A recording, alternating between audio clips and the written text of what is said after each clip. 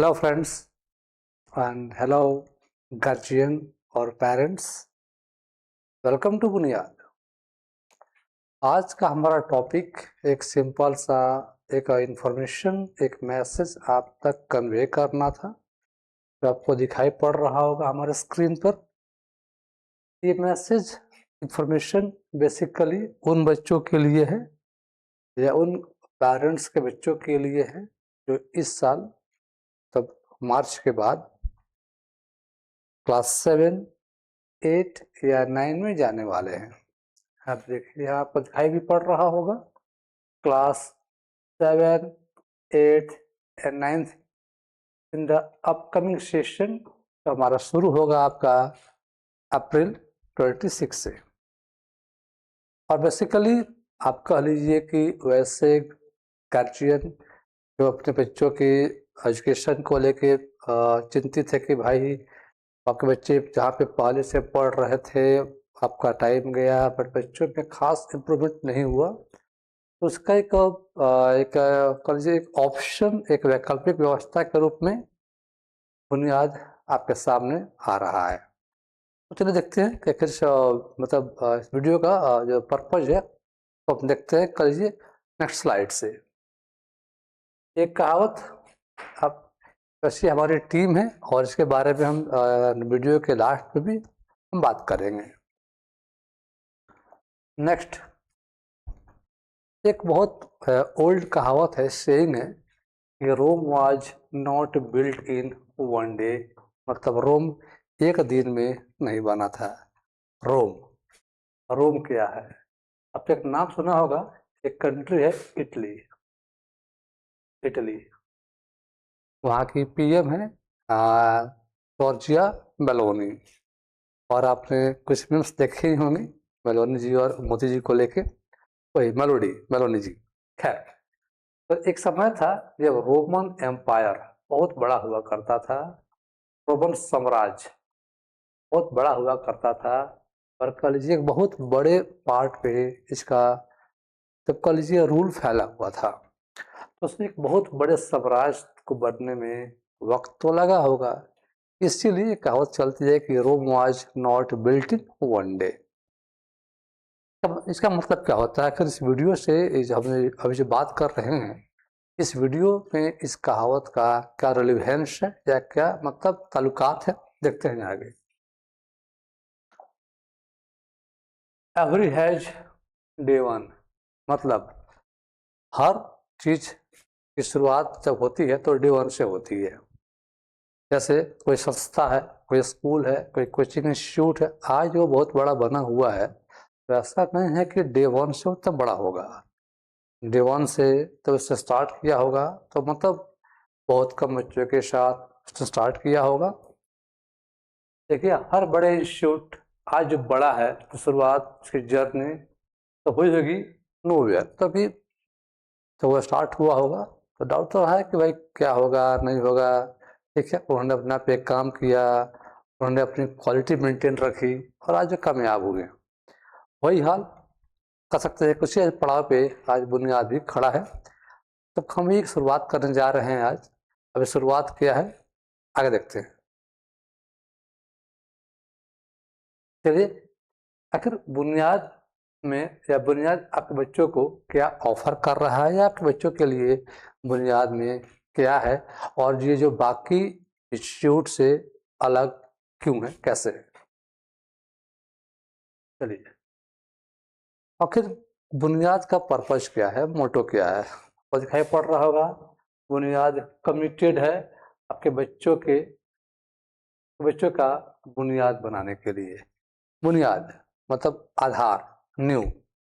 जैसे लोग कहते भी हैं अगर कोई बिल्डिंग बन रहा है, मान लीजिए कोई बिल्डिंग बन रहा है, तो बिल्डिंग का अगर आधार अगर न्यू अगर कमजोर हो तो बिल्डिंग ऊपर जाके आप लाख खर्चा कर दीजिए और लाख तो आप उसमें पूरा अपना इन्वेस्टमेंट कर दीजिए, अगर न्यू कमजोर है तो हल्के से भूकंप का झटका भी आपका वो कीमती बिल्डिंग बर्दाश्त नहीं कर पाएगा।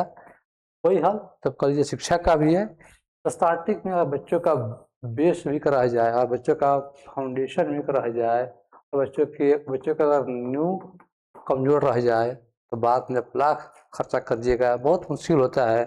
तब एक वीक बेस से आगे मतलब खुद को स्ट्रॉन्ग कर पाना।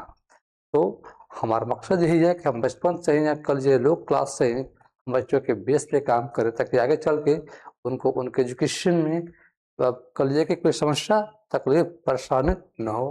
और एक मकसद है हम बच्चों के हर ड्रीम को कन्वर्ट करेंगे रियलिटी में, सच्चाई में। सबसे कीमती क्या होता है, वो है समय। Time is costlier then money. अब कह लीजिए कि सबसे ज़्यादा पावरफुल, सर्वशक्तिमान जो भी कह सकते हैं, वो हमारा समय होता है। मनी से भी कहीं ज़्यादा कीमती आपके आपके बच्चे का समय है, क्योंकि अगर बचपन का समय जब है बेस बनाने का, तो शिक्षा प्राप्त करने का, और वो समय निकल गया हाथ से, तो आगे चलकर तब लाख खर्च कीजिएगा, रिजल्ट जितना बढ़िया होना चाहिए वो नहीं हो पाएगा। एक कहावत भी है, अब पछताए होत क्या, तब चिड़िया चुग गई खेत। तो समय पर आपने ध्यान नहीं दिया तो बाद में तब पछताने के सिवाय हाथ में और कुछ नहीं आता है। आखिर आजकल के बेसिकली जो स्कूलिंग व्यवस्था चल रही है, आमतौर पे, not in every school but आमतौर पे, तो हम लोग गौर कर रहे हैं, आपने भी गौर किया होगा। आखिर मतलब हर साल जनरली पेरेंट्स अपने बच्चों का स्कूल चेंज करते रहते हैं। ऐसा क्यों? आखिर बार बार स्कूल चेंजिंग, या कह लीजिए बार बार आपका स्कूल शिफ्टिंग क्यों? और बार बार आपका स्कूल चेंजिंग या स्कूल शिफ्टिंग क्यों? बात करते हैं। चलिए, जनरली कह लीजिए आप, अगर आमतौर पे जो स्कूल का आपका स्टैंडर्ड टाइम होता है आमतौर पे वो 9 से 3 होता है। एक मान लीजिए और सब 2:30 मान लीजिए, अप्रॉक्स अप्रॉक्स। चलिए, अगर हम बात कर ले अगर 6 घंटा अप्रॉक्स बच्चा आपका स्कूलिंग कर रहा है, तो उसमें 1 घंटा तो मान लीजिए उसका टाइम लगता है आने जाने खाने पीने में। अगर मतलब स्कूलिंग 9 बजे से है, तो मान लीजिए वो 8 बजे से बच्चा आपका है लगता है रेडी होने में, तो आम बात है। तो 6 घंटा वो है, 1 घंटा ये है, फिलहाल 7 घंटा। बच्चा स्कूल से घर आया 3 बजे, जनरली खाना पीना खाया, और कोचिंग वोचिंग करता होगा तो मान लीजिए 4 से 5 कोचिंग 1 घंटा करता होगा, तो 4 से 6 मान लीजिए 2 घंटा करता होगा, तो और ये 1-2 घंटा करने में उसका हाफ आवर तो जाता ही होगा आने जाने में। तो और आजकल बेसिकली अगर क्लास 9-10 की बात करें तो 2 आवर कम से कम मैथ और साइंस का तो क्लास बच्चे करते ही हैं। तो अगर उसका बच्चा आपका घर आता है कल ये 3 सवा 3 बजे, और उसके क्लास टाइमिंग 4 बजे, 4 बजे से उसका कोचिंग स्टार्ट होता है, तो उस बीच में मतलब 3 से 4 के बीच में भी बच्चा शायद ही कुछ पढ़ता होगा, आएगा आराम करेगा, फ़ोन चलाएगा। हाँ, टाइम हो गया कोचिंग जाने का, कोचिंग जाएगा, और 5 उसका क्लास 2 घंटे का है, तो क्लास उसका 6 बजे भी छुट्टी होती है, तो आई थिंक मान लीजिए उसको घर आते थे उसको 6:30 तो हो ही जाएंगे ऑन एवरेज। तो आपको इससे मतलब आइडिया क्या मिला? मान लीजिए सुबह 8 से लेके शाम 6:30 बजे तक अप्रॉक्स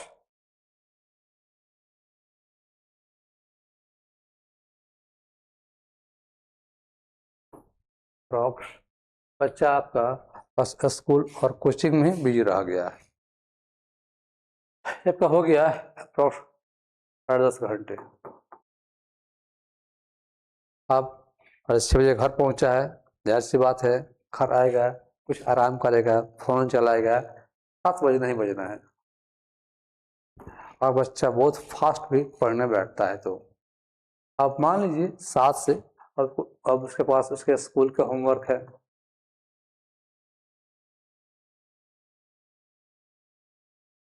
मतलब 8 8 AM से लेके अप्रॉक्स 7 PM तक ऑलमोस्ट 11 आवर हो चुके हैं। बच्चा बस स्कूल और कोचिंग में ही बिजी है। अब घर आएगा, अब उसके बाद पढ़ने बैठेगा, स्कूल का होमवर्क है, कोचिंग का होमवर्क है, यही करते करते उसका पूरा टाइम निकल जाएगा। तो बच्चा सेल्फ स्टडी कब करेगा? वो छोड़िए, पढ़ाई का मतलब बच्चा आपका खुद की पढ़ाई कब करेगा?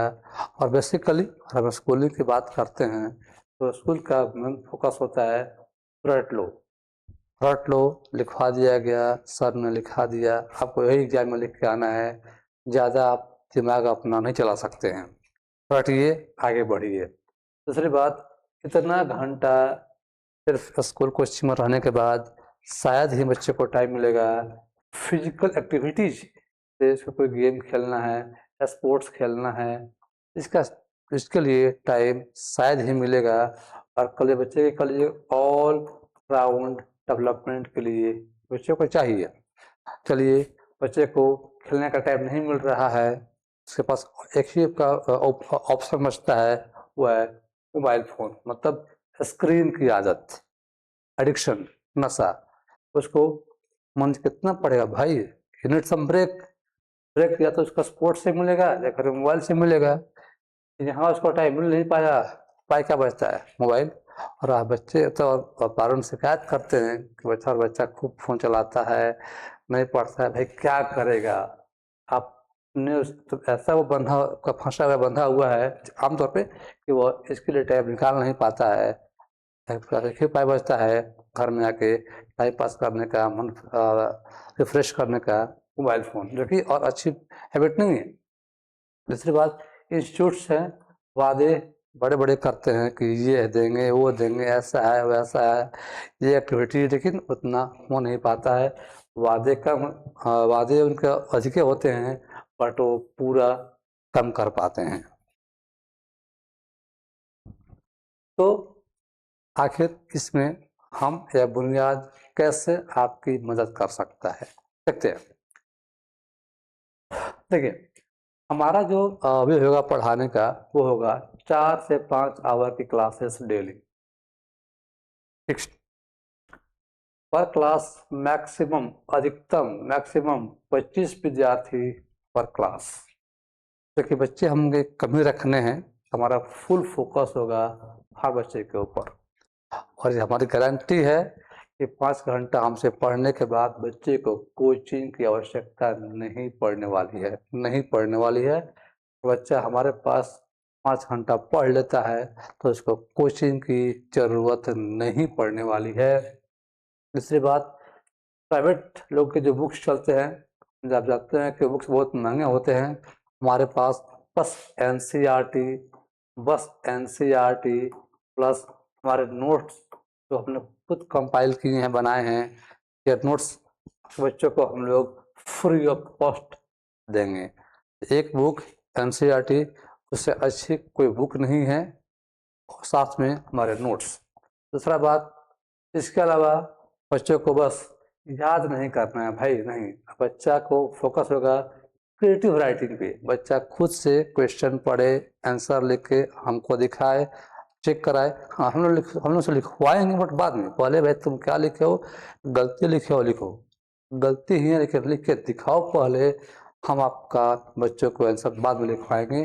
पहला प्रयास हो जाए बच्चा लिख के हमसे चेक करा ले। दूसरी बात, कॉन्सेप्ट फुली क्लियर, ये हमारा काम होगा कि तब एग्जाम्पल से जैसे भी करके तो बच्चे के माइंड में जो कॉन्सेप्ट हो चला जाए। देर बाद CCA मतलब जैसे कि पढ़ाई के अलावा क्विज, जैसे math quiz, GK quiz, Hindi quiz, बहुत से क्विज हमारे क्विज होंगे, डिबेट होंगे, आर्ट्स, पेंटिंग है, म्यूजिक है, हमारे यहाँ होगा। और अब बच्चा 5 घंटा मान लीजिए पढ़ भी लिया, उसके पास प्रॉपर टाइम होगा फिजिकल एक्टिविटीज़ का, और से कि बाहर जाएगा, 1 घंटा खेलियो लिया, 2 घंटा खेलियो लिया भाई, उसके पास बहुत टाइम होगा घर पे आके अपना वर्क करके सेल्फ स्टडी करने का। और बच्चा बाहर खेलकूद कर रहा है, देखिएगा वह स्क्रीन जो बच्चे फ़ोन तो देखते हैं वो थोड़ा सा दूरी फ़ोन से बढ़े, क्योंकि भाई बच्चे बाहर गए हैं, खेल कूद लिए हैं, तो शायद उनका कह लीजिए फ़ोन का नीड थोड़ा कम जरूर हो जाएगा। इसके बाद हमारे यहाँ 1 घंटे का स्पोकन क्लास कंपल्सरी है, रोज डेली बेसिस पे 1 घंटे का स्पोकन क्लास कंपल्सरी है, मैंडेटरी है, सबके लिए होगा। उनको आता है या नहीं आता है तो बच्चों को बाकी बच्चों को गाइड करेंगे, वरना 1 घंटे का क्लास डेली सबको करना है। कि हमने ये नोटिस किया है, बच्चे मान लीजिए आपका 9th में बच्चा आ गया है, बच्चा 10th में आ गया है, और 90% बच्चों का ये हाल है कि वो बचपन से उनका मीडियम रहता है अंग्रेजी, लेकिन ढंग से 2 लाइन वो लिख नहीं पाते हैं। बुक में क्या लिखा हुआ है, उसका मतलब क्या हुआ, वो बता नहीं पाते हैं। तो हमको फोकस करना है कि बच्चों का जो इंग्लिश का बेस है वो स्ट्रॉन्ग हो जाए। इसके बाद ये एग्ज़ाम का पैटर्न लगातार इवॉल्व हो रहा है, चेंज हो रहा है। हमारा जो फोकस होगा बच्चों को बोर्ड एग्जाम्स का जैसे अलग पैटर्न होता है, मान लीजिए IIT वाईआईटी का अलग पैटर्न होता है, तो शुरू से ही ऐसे बोर्ड के लिए हमारा जो पैटर्न होता है वो भी बच्चों को हम टेस्ट के रूप में लेंगे।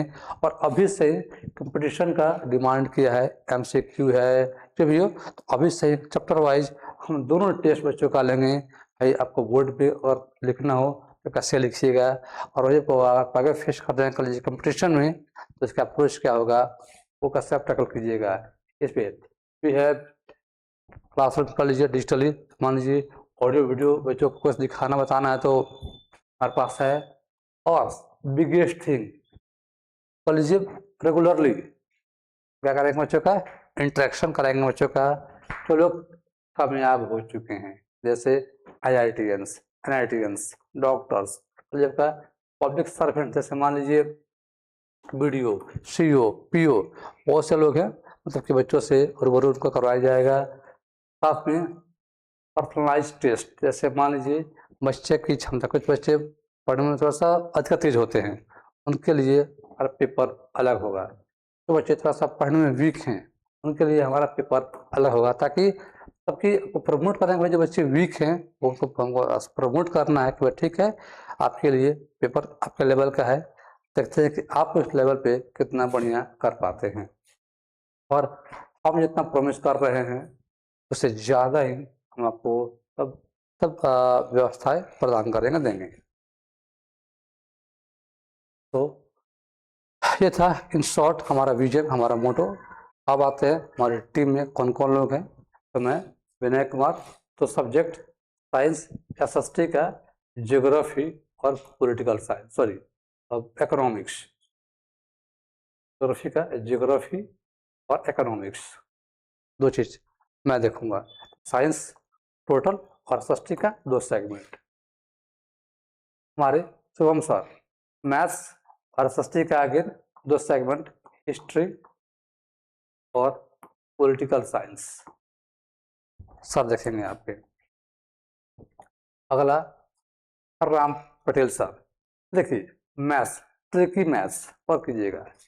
मान लीजिए बच्चों को पढ़ना है, मान लीजिए परसेंटेज या प्रॉफिट लॉस, और उसका लीजिए आप। तो 2 मेथड, एक हम कहते हैं long method, process wise board exam के लिए, एक शॉर्टकट मेथड कंपटीशन के लिए। हम बच्चों को दोनों में पढ़ाएंगे। एक मैथ शुभम सर ऐसे बोर्ड कर लीजिए, बोर्ड एग्जाम के लिए कि सर आप देखिए कि बच्चे को तो क्या स्टेप फॉलो करने हैं, क्या लिखने हैं, और उसी चैप्टर को कह लीजिए, मान लीजिए और आपको क्वेश्चन सॉल्व करना है मल्टीपल चॉइस MCQ, तो कम टाइम में ट्रिक से कैसे सॉल्व करना है, भाई हरराम सर।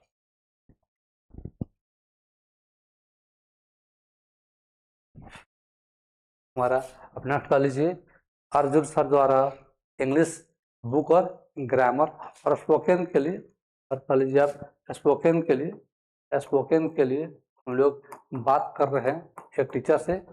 तब स्पोकन के लिए हमारे पास जो टीचर रहेंगे वो अलग टीचर रहेंगे, ये हम व्यवस्था करेंगे बच्चों के लिए। और लास्ट में कर लीजिए हमारे पांडे सर हिंदी और संस्कृत के लिए हमारे पांडे सर।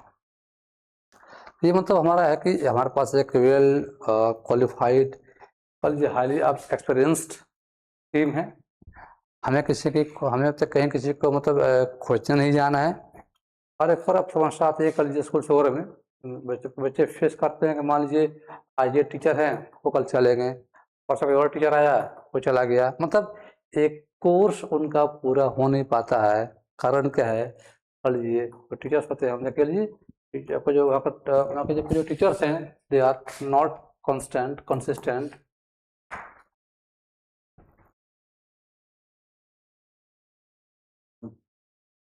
हो गया। और जो टीचर्स होते हैं दे आर नॉट कंसिस्टेंट। हमेशा वहाँ पर कभी कोई टीचर एब्सेंट हो गया, छोड़ के चला गया, तो समस्याएं स्कूल्स में आती है। और तो फिर कह लीजिए, अच्छा ये तो मतलब हमारा वो एक जो हम प्लान कर रहे हैं कल के बच्चों को टू टीच लॉन्ग आवर। इसके अलावा आपको कोचिंग वोचिंग करना हो तो क्लास सीबीएसई का देख लीजिए, 8 to 10 आप बिहार बोर्ड का कह लीजिए 8 to 10। और जो बच्चे हमारे पास कोचिंग कर रहे हैं उनके लिए फ्री ऑफ कॉस्ट हम क्या लेके आ रहे हैं, फ्री स्पोकन क्लास इंग्लिश का।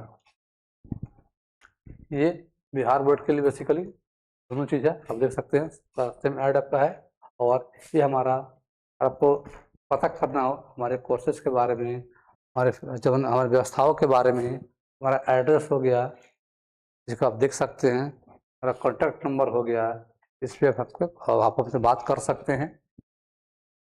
और अपने इतना वीडियो देख लिया है लास्ट तक तो थोड़ा थैंक यू। और संभव हो तो कम से कम हमारी बातों को सुने और एटलीस्ट वन टाइम हमसे मिले कि बाकियों के मुकाबले हम आपके बच्चों के लिए या आपको हम क्या ऑफर कर रहे हैं। So on this note, thank you for watching the video, thank you. और बात अगर हो सके वीडियो और पे अगर काम में ना आए तो और कोई तब हो सके आपके जो पड़ोसी होंगे तो मतलब आपके आसपास के लोग होंगे, हो सके उनके बच्चों के काम में वीडियो आ जाए तो प्लीज़ इस वीडियो को अपने रिलेटिव्स फ्रेंड्स साथ जरूर शेयर करें। Thank you.